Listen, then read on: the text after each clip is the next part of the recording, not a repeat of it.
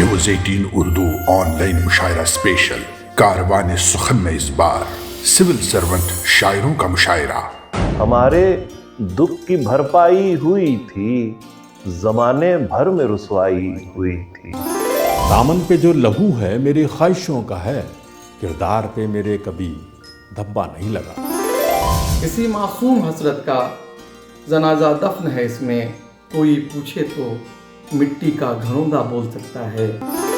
तुमसे मिले तो हमको हुआ तजुर्बा बहुत, अच्छे बुरे में फर्क बताने का शुक्रिया।